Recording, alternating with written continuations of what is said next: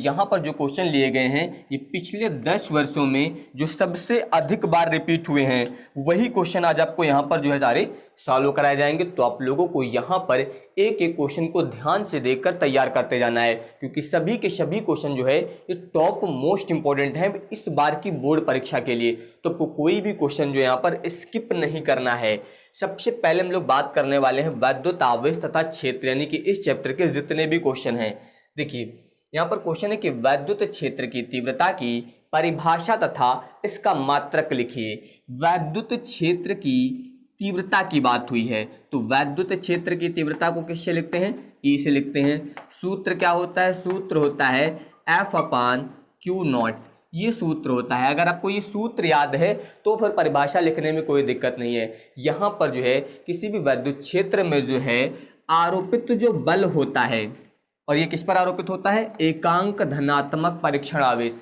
इसका मान आपको 1 मान के चलना है, यानी कि किसी भी वैद्युत क्षेत्र में एकांक धनात्मक परीक्षण आवेश पर आरोपित होने वाला जो वैद्युत बल है इसी के परिमाण को वैद्युत क्षेत्र की तीव्रता बोलते हैं। या फिर आप बता सकते हैं यहाँ पर वैद्युत बल के परिमाण तथा एकांक धनात्मक परीक्षण आवेश के अनुपात को वैद्युत क्षेत्र की तीव्रता कहते हैं। जिस तरीके से आप चाहे उस तरीके का यूज करके लिख सकते हैं। ये बल है, बल का मात्रक क्या होता है? न्यूटन होता है। आवेश का मात्रक क्या होता है? कूलाम होता है। तो कुल मिला के इसका मात्रक क्या बन जाएगा? न्यूटन प्रति कूलाम। तो ये आपको यहाँ पर जो है न्यूटन प्रति कूलाम ये मात्रक मिल जाएगा। इसके अलावा इसका एक मात्रक और भी होता है, दूसरा मात्रक होता है वोल्ट प्रति मीटर।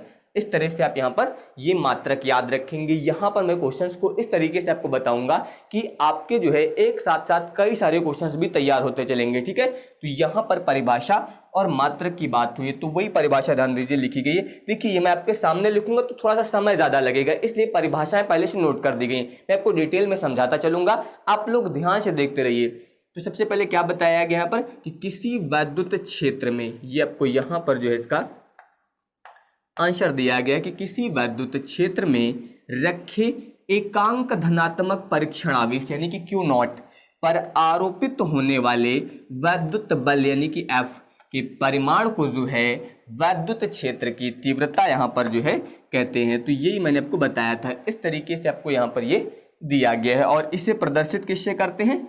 ई से प्रदर्शित करते हैं। तो सूत्र क्या बनेगा फिर? ई बराबर F/Q0, ये यहाँ पर जो है इसका सूत्र आ जाएगा वैद्युत क्षेत्र की तीव्रता का। इसके अलावा अब हम लोग बात करने वाले हैं किसकी? मात्रक की। तो मात्रक भी मैंने आपको बता दिया आप किस तरीके से लिख सकते हैं। एक मात्रक तो आप इसी फॉर्मूले के अनुसार लिख सकते हैं। बल का मात्रक आपका न्यूटन प्रति आवेश का मात्रक कूलाम, तो न्यूटन प्रति कूलाम। या फिर दूसरा क्या हो जाएगा? दूसरा आपका हो जाएगा वोल्ट प्रति मीटर। तो ये दोनों मात्रक आपको यहाँ पर याद रखनी है, न्यूटन प्रति कूलाम और इसके साथ साथ वोल्ट प्रति मीटर। देखिए यहाँ पर अगर मैं बात करूँ तो जो ये लिखा गया है इसको शार्ट में आप सिंबल के रूप में कैसे लिख सकते हैं? न्यूटन प्रति कूलाम, यानी कि इस रूप में लिख सकते हैं न्यूटन प्रति कूलाम।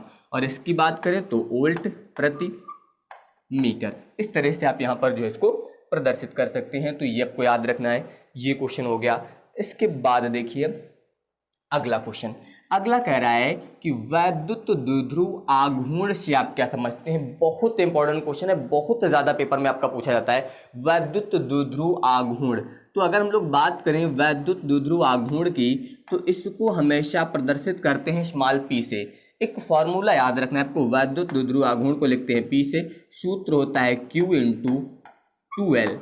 अब आप इसे Q × 2L से भी लिख सकते हैं, या फिर कहीं कहीं पर आपको ऐसा मिल जाएगा P बराबर Q × D। तो कंफ्यूज मत होना, ठीक है। D या फिर 2L जो है ये दोनों आवेशों के बीच की दूरी होती है, ये आपको याद रखना है। वैद्युत द्विध्रुव जो होता है ये दो आवेशों से मिलकर बनता है जिनके परिमाण समान होते हैं, दोनों के मान बराबर होते हैं, लेकिन चिन्ह जो होते हैं वो विपरीत होते हैं। तो Q क्या है? दोनों आवेशों में से एक आवेश का आपको परिमाण लेना है। 2L क्या है? इन्हीं दोनों के बीच की जो दूरी है इससे आप 2L से भी 2L से लिख सकते हैं या फिर D से प्रदर्शित कर सकते हैं। तो कुल मिला के वैद्युत द्विध्रुव आघूर्ण की परिभाषा आप इस सूत्र से कैसे बता सकते हैं? आप बताएंगे कि जो वैद्युत द्विध्रुव आघूर्ण होता है ये दोनों आवेशों में से एक आवेश के परिमाण और दोनों आवेशों के बीच की दूरी के गुणनफल के बराबर होता है। बस आप इस तरह से इसकी परिभाषा लिख सकते हैं। फिजिक्स में परिभाषाएं आप आसानी से तैयार कर सकते हैं इन्हीं सूत्रों का यूज करके। अगर आपको सूत्र तैयार हैं तो आप यहाँ पर परिभाषाएं बहुत ही आसानी से बना लेंगे। सूत्र से आप परिभाषाएं बना लेंगे, मात्रक ज्ञात कर लेंगे, विमी सूत्र ज्ञात कर लेंगे। तो फार्मूले बहुत ही इंपॉर्टेंट हैं आप सभी के लिए। अगर मैं मात्रक की बात करूं, वैसे तो मात्रक यहाँ पर नहीं पूछा गया है, लेकिन आपको पता भी होना चाहिए। देखिए, आवेश दिया गया था तो आवेश का मात्रक क्या होगा, कूलाम हो जाएगा। लंबाई दी गई तो लंबाई का मात्रक क्या होगा, मीटर, यानी कि कूलाम मीटर। ये आपका वैद्युत द्विध्रुव आघूर्ण का जो है यहाँ पर क्या हो जाएगा, मात्रक हो जाएगा। तो वही ध्यान दीजिए, यहाँ पर इसकी परिभाषा बताई गई है आपको कि जो वैद्युत द्विध्रुव होता है, ये जो है इसका जो आघूर्ण है उसके किसी एक आवेश के परिमाण, मतलब दोनों में से एक आवेश के परिमाण और इसके अलावा उनके बीच की दूरी के गुणनफल के बराबर होता है। बस आपको ये सूत्र याद रखना है कि वैद्युत द्विध्रुव आघूर्ण जो होगा ये एक आवेश का परिमाण गुणे दोनों आवेशों के बीच की अल्प दूरी, जिससे मैंने क्या बताया कि इसे आप लिखेंगे यहाँ पर P बराबर Q इंटू 2L से। तो ये आपका यहाँ पर फॉर्मूला हो जाएगा। कहीं कहीं पर 2L की जगह पर D दिया गया है तो कंफ्यूज मत होना, ठीक है। मात्रक नहीं पूछा गया है, फिर भी मैं आपको बता देता हूँ, याद होना चाहिए सभी को। तो मात्रक के लिए आवेश का मात्रक हो जाएगा कूलाम और इसके अलावा लंबाई का मात्रक हो जाएगा मीटर, यानी कि कूलाम मीटर। तो ये आपका यहाँ पर जो है आंसर हो जाएगा। इस तरीके से आपको ये तैयार करना है। बहुत इंपॉर्टेंट क्वेश्चन है ये, आप लोग याद रखिएगा। वैद्युत द्विध्रुव आघूर्ण, बल्कि वैद्युत द्विध्रुव आघूर्ण से संबंधित तो कोई भी टॉपिक मिल जाए तो अच्छे से तैयार कर लीजिए। अगला देखिए क्या कह रहा है कि दो बिंदु आवेशों के मध्य लगने वाले आकर्षण अथवा प्रतिकर्षण बल के लिए कूलाम के नियम को सदिश रूप में लिखिए। अब ध्यान दीजिए, यहाँ पर कूलाम के नियम को सदिश रूप में लिखना है। तो अगर हम लोग बात करें तो जैसे कि मान लीजिए दो बिंदु आवेश दिए गए हैं, एक बिंदु आवेश ये दिया गया, दूसरा बिंदु आवेश ये दिया गया, और यहाँ पर जो है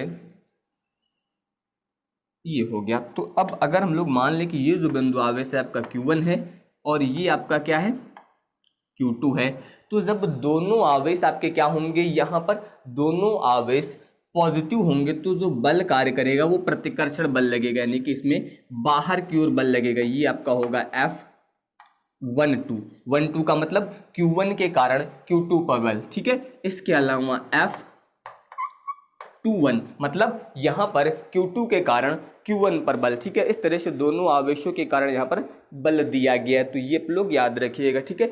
और यहाँ पर मैंने आपको जो पॉइंट बताया ये तब लागू होगा जब आपका Q1 इंटू Q2 क्या होगा, इज ग्रेटर देन 0, मतलब इन दोनों का मान पॉजिटिव होगा, उस स्थिति में प्रतिकर्षण बल होगा। अगर यहाँ पर इन दोनों का मान निगेटिव हो गया, यानी कि 0 से कम हो गया, तो फिर इनमें जो है यहाँ पर क्या हो जाएगा, आपका आकर्षण बल हो जाएगा। चलिए, अब यहाँ पर आपको बताना क्या है, कूलाम के नियम का सदिश स्वरूप। सबसे पहले कूलाम का नियम होता क्या है, अगर हम लोग यहाँ पर बात करें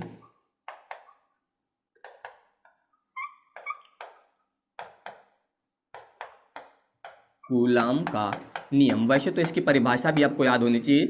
अभी परिभाषा वाला क्वेश्चन मिलेगा तो वहां पर मैं आपको बता दूंगा, क्योंकि इंपॉर्टेंट है तो क्वेश्चन जरूर दिया गया होगा, ठीक है। अब ध्यान दीजिए, सबसे पहले कूलाम का जो नियम होता है वो होता है F बराबर 1/4 pi epsilon not Q1 Q2 बटे R²। अब हम लोग यहाँ पर इसका सदिश रूप देखने वाले हैं।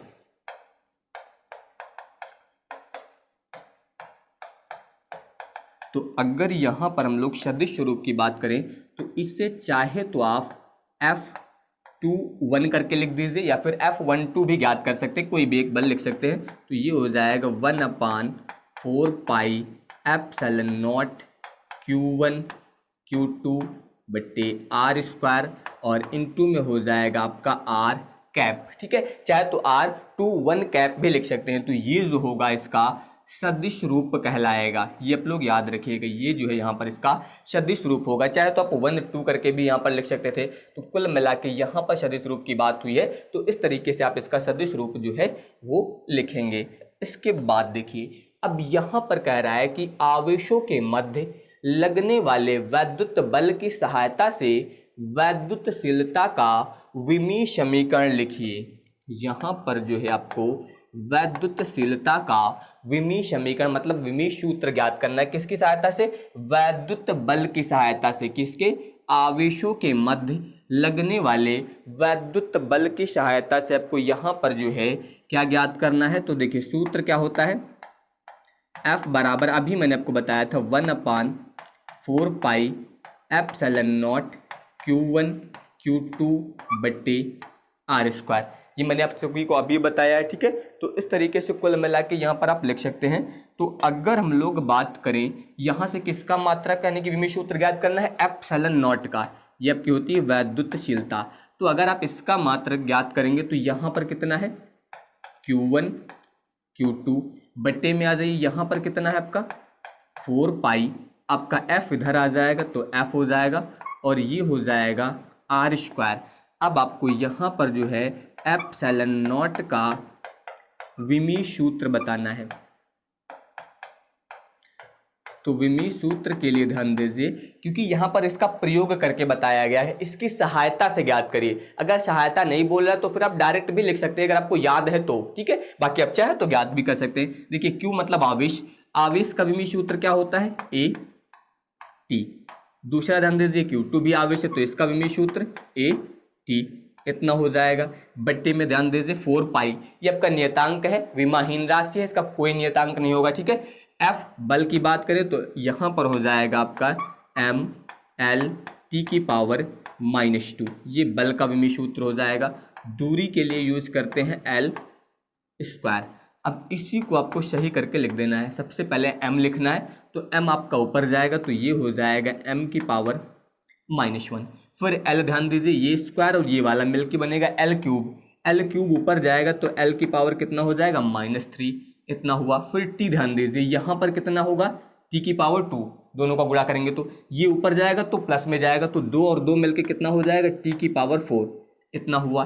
A और A मिलके कितना हो जाएगा A की पावर 2 इस तरीके से। तो ये आप देख सकते हैं यहाँ पर कितना आया M की पावर जो है आपका -1, L की पावर -3, T की पावर 4 और A की पावर 2। ये आपको जो है यहाँ पर वैद्युतशीलता यानी कि एप्सिलॉन नॉट का विमीय सूत्र मिल जाएगा। इस तरीके से आप यहाँ पर जो इसका विमीय सूत्र जो है वो ज्ञात कर सकते हैं। इसके बाद देखिए यहाँ पर ध्यान दीजिए अगला क्वेश्चन, अगला जो क्वेश्चन दिया गया यहाँ पर क्या कह रहा है कि प्रदर्शित कीजिए कि न्यूटन प्रति कूलाम तथा वोल्ट मीटर एक ही भौतिक राशि के मात्रक हैं और उस भौतिक राशि का नाम भी लिखिए। चलिए सबसे पहले न्यूटन प्रति कूलाम, अभी मैंने आपको बताया था थोड़ी देर पहले, न्यूटन प्रति कूलाम आपका वैद्युत क्षेत्र की तीव्रता का मात्रक होता है। किसका मात्रक होता है? वैद्युत क्षेत्र की तीव्रता।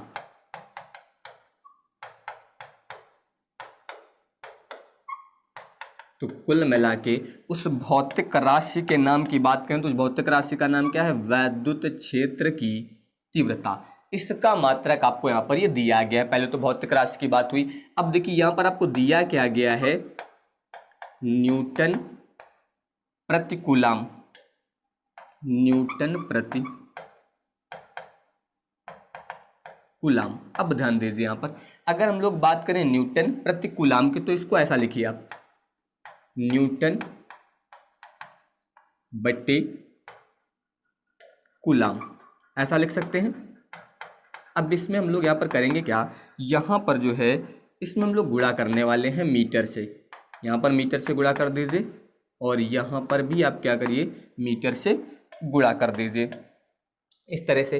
तो अब न्यूटन मीटर जो है ये मिलके क्या बनेगा? न्यूटन मीटर जो है यहाँ पर मिलके बन जाएगा आपका कार्य का मात्रक यानी कि जूल। न्यूटन मीटर बराबर क्या होता है? जूल होता है। बट्टे में क्या हो जाएगा आपका? कूलाम हो जाएगा और मीटर हो जाएगा। अब इसके अलावा ध्यान दीजिए जूल प्रति कूलाम जो होता है आपका ये वोल्ट के बराबर होता है। जो जूल प्रति कूलाम है ये किसके बराबर होता है? वोल्ट के। और बट्टे में कितना है? मीटर, तो वोल्ट प्रति मीटर आ गया। तो कुल मिला के आप देख सकते हैं न्यूटन प्रति कूलाम का मान किसके बराबर आ गया? वोल्ट प्रति मीटर। अभी मैंने विद्युत क्षेत्र की तीव्रता के दोनों मात्रक आपको वहां पर बताए थे जब इसकी परिभाषा बताई थी। तो कुल मिला के ये दोनों जो है आपके एक ही भौतिक राशि के यहाँ पर क्या हो जाएंगे, मात्रक हो जाएंगे। तो यही आपको यहाँ पर सिद्ध करना था, ठीक है। तो अब आप बता सकते हैं कि अतः, इसको मैं शार्ट में लिख देता हूं, ध्यान दीजिए, अतः न्यूटन प्रति कूलाम तथा वोल्ट प्रति मीटर वैद्युत क्षेत्र की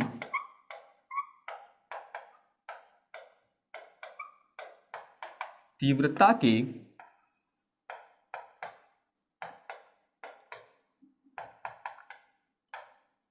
मात्रक हैं। तो ये यहाँ पर जो है वैद्युत क्षेत्र की तीव्रता के मात्रक हो जाएंगे दोनों। इस तरह से यहाँ पर आप इसको सॉल्व करेंगे। इसके बाद अब देखिए आप अगला क्वेश्चन।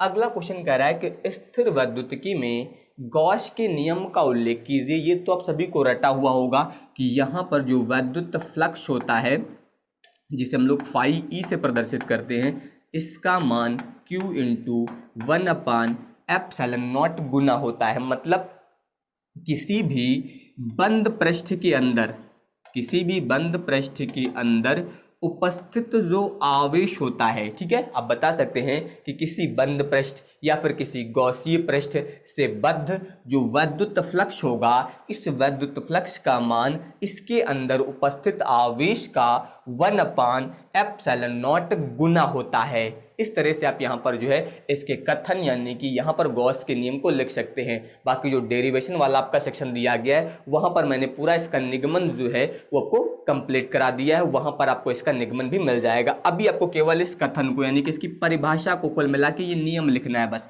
कि वैद्युत फ्लक्स जो है ये बंद पृष्ठ के अंदर उपस्थित आवेश का 1/ε0 गुना होता है। बस इतना आपको यहाँ पर याद रखना है। तो वही ध्यान दीजिए, यहां पर आपको इसमें बताया गया है कि किसी बंद पृष्ठ से गुजरने वाला जो वैद्युत फ्लक्स है यानी कि फाई ई, उस पृष्ठ के अंदर उपस्थित आवेश का 1/ε0 गुना होता है।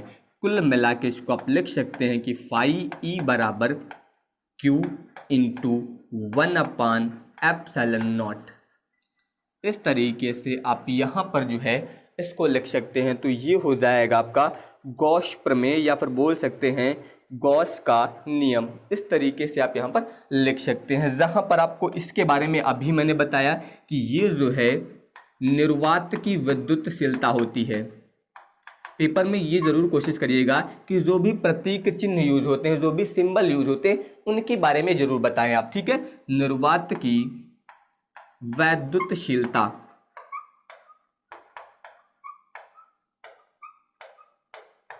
तो ये जो है आपको यहाँ पर निर्वात की वैद्युतशीलता दी गई है। तो इस तरीके से आपको यहाँ पर गॉस प्रमेय का जो कथन यानी कि नियम है वो आप बता सकते हैं इस तरीके से। इसके बाद आ जाइए, अगला क्वेश्चन कह रहा है यहाँ पर कि एक बंद पृष्ठ के भीतर n वैद्युत द्विध्रुव रखे हैं, तो बंद पृष्ठ से निर्गत कुल वैद्युत फ्लक्स कितना होगा। अब अगर हम लोग बात करें यहाँ पर किसकी, बंद पृष्ठ की, यहाँ पर बात हो रही है बंद पृष्ठ की, तो बंद पृष्ठ के अंदर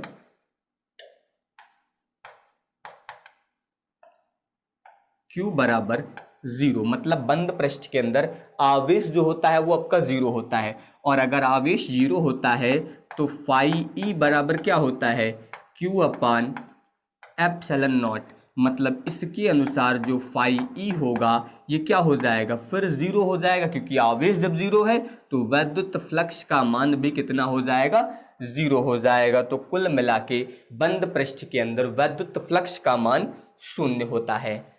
अगला ध्यान दीजिए, यहाँ पर ध्यान दीजिए, ये जो क्वेश्चन है इसमें ये माइनस में है आपका, ठीक है। यहाँ पर लिखा है कि गॉसीय पृष्ठ के अंदर +3Q, -2Q, +Q और +2Q आवेश रखे गए हैं, तो पृष्ठ से परिबद्ध यहाँ पर वैद्युत फ्लक्स कितना होगा। बहुत ही सिंपल है, ध्यान दीजिए, यहाँ पर जो है वैद्युत फ्लक्स की बात हुई है, सूत्र होता है फाई ई बराबर Q दिया गया, तो इसको आप चाहे तो ऐसा लिख दीजिए, कैपिटल Q/ε0। आपको याद होगा मैंने ऐसा बताया था कि सिग्मा क्यू का मतलब जितने भी आवेश हैं उन सभी का बीजगणितीय योग यूज किया जाता है। जहां पर मैंने सिग्मा लिख रखा है, सिग्मा का मतलब जितने भी आवेश हैं उन सभी का बीजगणितीय योग यूज किया जाता है। मतलब ये आपका +3q, फिर आपका हो जाएगा -2q प्लस q, फिर इसके बाद आपका +2q और बट्टे में आपको दिया गया है ε0। तो इसका मतलब φe बराबर, ध्यान दीजिए 3 4 और 2 6 से आप ये वाला 2 घटा दीजिए, मतलब 4q बट्टे ε0। तो ये यहाँ पर जो है इससे बद्ध वैद्युत फ्लक्स का मान जो है मिल जाएगा आपको 4q बट्टे ε0। ये आपका जो है यहाँ पर आंसर हो जाएगा। इस तरीके से आप लोग यहाँ पर इससे सॉल्व कर सकते हैं। यहाँ पर इन आवेशों के मान बदले जा सकते हैं, प्लस माइनस कुछ भी हो सकता है। बस याद रखिएगा जब भी बीजगणितीय योग की बात होगी तो चिन्ह सहित आपको सारे मान रखने हैं। जो प्लस में होगा उसे प्लस में, जो माइनस में होगा उसे माइनस में आपको यूज करना है। इसके बाद अब ध्यान दीजिए अगला क्वेश्चन। अगला कह रहा है कि कूलाम का वैद्युत बल संबंधी नियम लिखिए। अभी मैंने आपको बताया था कि नियम बहुत ही इंपॉर्टेंट है। तो यहां पर मैंने आपको बताया था कि अगर कूलाम के नियम की बात करें हम लोग, तो जैसे कि मान लीजिए इसमें 2 बिंदु आवेश हैं आपके Q1 और दूसरा आपका है Q2 और इन दोनों के बीच की दूरी मान लीजिए यहाँ पर कितनी है R। तो कूलाम नियम के अनुसार जो बल होता है इन दोनों के बीच लगने वाला जो स्थिर वैद्युत बल बोल सकते हैं या फिर आकर्षण अथवा प्रतिकर्षण बल बोल सकते हैं, जो बल होता है ये हमेशा जो है इन दोनों आवेशों की मात्राओं के गुणनफल के अनुक्रमानुपाती होता है, यानी कि Q1 इंटू Q2 के समानुपाती होता है। इसके अलावा आपका यहाँ पर जो है ये जो बल है इन दोनों के बीच की दूरी के वर्ग के व्युत्क्रमानुपाती होता है, यानी कि 1/r²। तो यहाँ पर अगर हम लोग मान लें इसको समीकरण फर्स्ट और इसको मान लें समीकरण सेकंड, तो अब यहाँ पर अगर इन दोनों को संयुक्त कर दिया जाए, समीकरणों को संयुक्त करने पर, जोड़ना नहीं है ये ध्यान दीजिएगा, संयुक्त करने पर ये आपको मिलेगा F proportional to Q1 Q2 बट्टे R²। या फिर आप इसे ऐसा लिख सकते हैं F बराबर, यहाँ पर आपका एक नियतांक लग जाएगा K, Q1 Q2 बट्टे R²। जहाँ पर आप इसे ऐसा भी लिख सकते हैं F बराबर, इस K का मान यहाँ पर होता है 4πε0 इंटू Q1 Q2 बट्टे R²। ये आपका यहाँ पर जो है कूलाम के नियम का फार्मूला हो जाएगा। देखिए यहाँ पर क्वेश्चन अलग अलग तरीके से आ सकता है, जैसे कि क्या बोला गया था, वैद्युत बल संबंधी नियम लिखिए, या फिर कह रहा है कि 2 बिंदु आवेशों के बीच लगने वाले आकर्षण अथवा प्रतिकर्षण बल के लिए कूलाम का सूत्र लिखिए। तो जब सूत्र की बात होगी तो आप केवल सूत्र लिखेंगे, नियम लिखने की बात होगी तो नियम लिखना है। जो भी मैंने बोला है यहाँ पर, मैंने क्या बताया आपको कि यहाँ पर जो है किन्हीं 2 बिंदु आवेशों के बीच लगने वाला जो स्थिर वैद्युत बल है या फिर बोल सकते हैं जो आकर्षण अथवा प्रतिकर्षण बल है, ये इन दोनों आवेशों की मात्राओं के गुणनफल, मतलब डॉट लगा मतलब गुणनफल के अनुक्रमानुपाती या फिर बोल सकते हैं समानुपाती होता है, और इनके बीच की दूरी के वर्ग के व्युत्क्रमानुपाती होता है। और हमेशा जो है इन दोनों बलों को जो मिलाने वाली रेखा है, दोनों बल जो है एक दूसरे को मिलाने वाली रेखा के जो है वो अनुदिश होते हैं। ये आप लोग याद रखिएगा। अगर यहाँ पर दोनों आवेश धनात्मक हैं तो प्रतिकर्षण बल लगेगा, एक प्लस और एक माइनस है तो आपका आकर्षण बल लगेगा। ये आप सभी को पता है, तो ये आपको यहाँ पर याद रखना है इसके बारे में।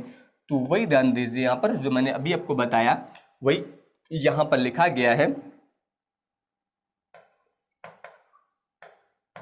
कि किन्हीं 2 स्थिर बिंदु आवेशों के बीच आरोपित आकर्षण अथवा प्रतिकर्षण विद्युत बल जो है ये दोनों आवेशों की मात्राओं के गुणनफल के अनुक्रमानुपाती तथा उनके बीच की दूरी के वर्ग के व्युत्क्रमानुपाती जो है होता है। और यह जो है बल दोनों आवेशों को मिलाने वाली रेखा के अनुदिश होता है। जैसा मैंने अभी आपको बताया सेम टू सेम यहाँ पर लिखा गया है, लेकिन यहाँ पर इस नियम को लिखने के लिए बस आपको ये जो सूत्र बताए गए हैं ये तैयार करना है। अगर आप ये तैयार कर लेंगे फॉर्मूले तो नियम लिखने में कहीं पर भी कोई दिक्कत आपको नहीं आने वाली है। बस इतना याद रखिएगा सभी लोग, ठीक है। तो ये आपका हो जाएगा कूलाम का नियम। कूलाम का नियम वैसे तो लघु उत्तरी में ही पूछा जाएगा, ये आपका अति लघु उत्तरी में केवल आपका फॉर्मूला पूछा सकता है या फिर इसके यहाँ पर सदिश रूप को पूछा सकता है। तो ये आपको तैयार करना है। इसके बाद आ जाइए, अब ध्यान दीजिए यहाँ पर कह रहा है कि वैद्युत द्विध्रुव क्या होते हैं। वैद्युत द्विध्रुव के बारे में मैंने आपको बता रखा है कि वैद्युत द्विध्रुव जो होता है ये हमेशा दो आवेशों से मिलकर बनता है, जिसमें से दोनों आवेशों के परिमाण तो समान होते हैं लेकिन प्रकृति क्या होती है, विपरीत होती है। तो आप बताएंगे कैसे इसके बारे में कि वैद्युत द्विध्रुव होता क्या है। सीधे सीधे आप बता सकते हैं कि परिमाण में समान और प्रकृति में विपरीत दो आवेशों को जो है अति अल्प दूरी पर स्थापित करने पर प्राप्त निकाय को वैद्युत द्विध्रुव बोला जाता है। फिर आगे इसी में कह रहा है कि एक समरूप वैद्युत क्षेत्र में क्षेत्र की दिशा से थीटा कोण पर रखे वैद्युत द्विध्रुव की स्थितिज ऊर्जा का सूत्र ज्ञात कीजिए। यहाँ पर जो है आपको स्थितिज ऊर्जा का सूत्र बताना है, किसकी, वैद्युत द्विध्रुव की स्थितिज ऊर्जा का जो है आपको सूत्र बताना है। चलिए इसके लिए ध्यान दीजिए। सबसे पहले तो मैंने आपकी जो आपको परिभाषा बताई वो ध्यान दीजिए। यहाँ पर बताया गया है कि परिमाण में समान, अभी मैंने जो आपको परिभाषा बताई है सेम परिभाषा आपको यहाँ पर यूज करनी है कि परिमाण में समान और प्रकृति में विपरीत दो बिंदु आवेशों को जो है अति अल्प दूरी पर स्थापित करने पर प्राप्त निकाय को जो है वैद्युत द्विध्रुव कहते हैं। ये आपको याद रखना है। और इसके अलावा अगर एग्जाम्पल की बात करें तो आप बता सकते हैं, बाकी आप यहाँ पर इसका फिगर भी बना सकते हैं जो मैंने आपको बताया था अभी कि वैद्युत द्विध्रुव जो होता है ये आपका दो आवेशों से मिलकर बना होता है।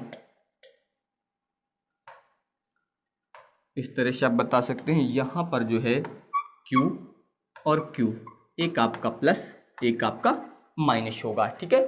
तो यहाँ और इनके बीच की जो लंबाई होती है इसे 2L से प्रदर्शित करते हैं। तो इसमें ध्यान दीजिए एग्जाम्पल में बताया गया कि ऐसे अणु जिन पर नेट आवेश क्या होता है, शून्य होता है। ऐसे अणु जिन पर नेट आवेश शून्य होता है वो जो है क्या कहलाते हैं, उन्हें जो हम लोग वैद्युत द्विध्रुव कहते हैं, ठीक है। एग्जाम्पल की बात करें तो जैसे कि आपका HCl, H2O, HBr, NH3, ठीक है, ये आप सभी के जो है यहाँ पर वैद्युत द्विध्रुव होते हैं। अब हम लोग यहाँ पर बात करने वाले हैं किसकी, वैद्युत द्विध्रुव की जो है स्थितिज ऊर्जा की।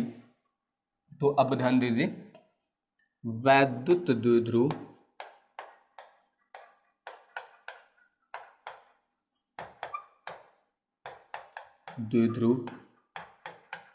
की स्थितिज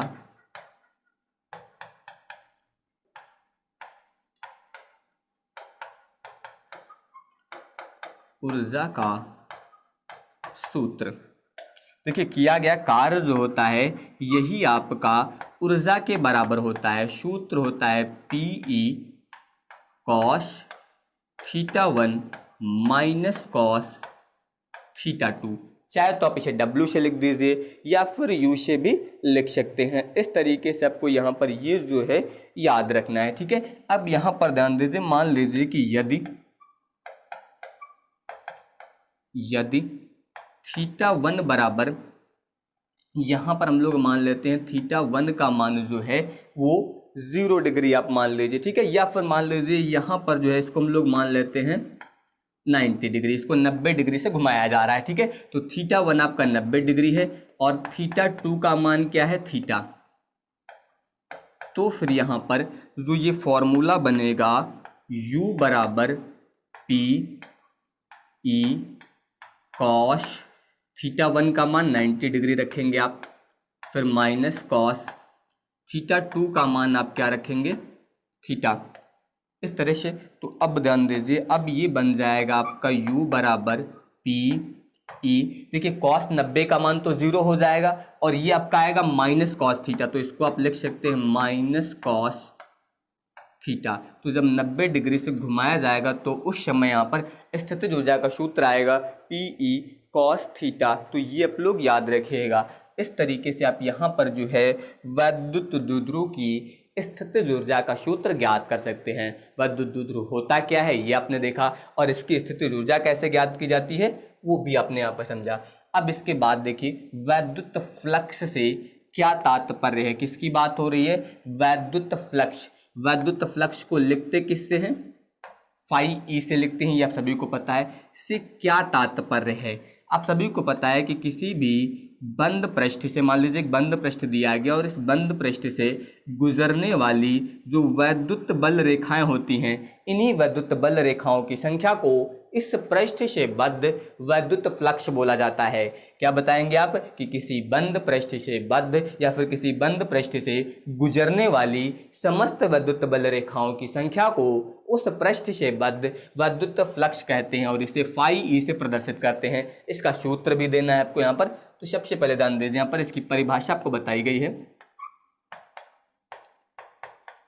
बताया क्या गया कि किसी वैद्युत क्षेत्र में किसी पृष्ठ से गुजरने वाली वैद्युत बल रेखाओं की संख्या को उस पृष्ठ से बद्ध वैद्युत फ्लक्स कहते हैं और इसे फाई ई से यहाँ पर प्रदर्शित करते हैं। तो अब ध्यान दीजिए, मान लीजिए वैद्युत बल रेखाएं हैं, तो ये वैद्युत क्षेत्र है, यहाँ पर एक अल्पांश लिया गया है DA और ये अल्पांश क्षेत्रफल सदिश दिया गया है।